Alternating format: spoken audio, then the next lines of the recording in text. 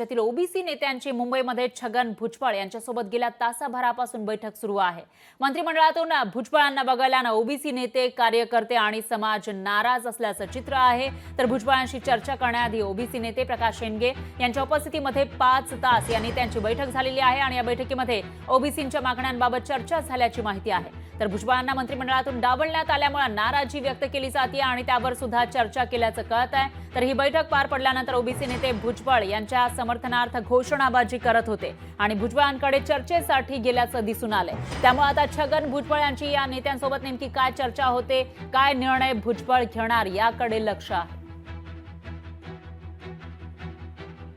शेवटी ते ज्येष्ठ नेते आहेत आणि त्या विषयासंदर्भात पक्षाचे राष्ट्रीय अध्यक्ष आदरणीय अजितदादाच आपल्यासोबत बोलतील। शेवटी ते ज्येष्ठ नेते आहेत आणि त्या विषयासंदर्भात पक्षाचे राष्ट्रीय अध्यक्ष आदरणीय अजितदादाच आपल्यासोबत बोलतील। शेवटी ते ज्येष्ठ नेते आहेत आणि त्या विषयासंदर्भात पक्षाचे राष्ट्रीय अध्यक्ष आदरणीय अजितदादाच आपल्यासोबत बोलतील।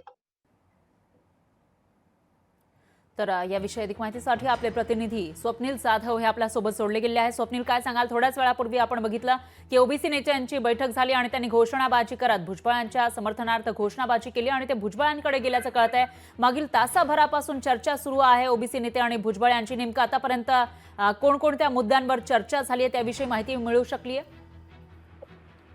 ओबीसी समाजाचे नेते माजी मंत्री छगन भुजबळ यांच्यासोबत ओबीसी नेत्यांची बैठक गेल्या तासाभरापासून सुरू आहे। अद्यापही भुजबळ यांना मंत्रिमंडळामध्ये सामील करण्यात आलं नाही। त्यामुळे हे सर्व पदाधिकारी, कार्यकर्ते, ओबीसी नेते जे नाराज आहेत त्यांची समजूत या ठिकाणी भुजबळ काढतायत। मात्र एकूणच ज्या मागण्या प्रलंबित आहेत ओबीसी समाजाच्या, त्या मागण्यांसंदर्भात सुद्धा चर्चा सुरू आहे। या मागण्या कशाप्रमाणे पूर्ण करण्यात येतील आणि सरकारच्या दरबारात त्या पुन्हा नव्याने कशा मांडता येतील, यामध्ये काय सुधारणा करण्यात येतात का, या संदर्भातील चर्चा सुद्धा सुरू आहे।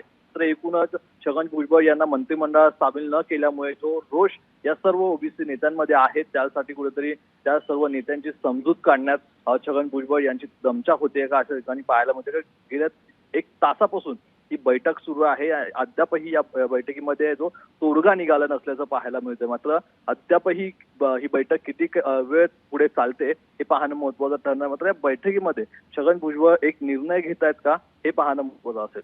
निश्चितच स्वप्नील, त्याच्यामुळे आता या बैठकीनंतर छगन भुजबळ नेमका काय निर्णय घेणार, काय भूमिका घेणार ते बघावं लागेल। या विषयीचे अपडेट आपण घेत राहूया। दरम्यान धन्यवाद तुम्ही दिलेल्या या सविस्तर माहितीसाठी।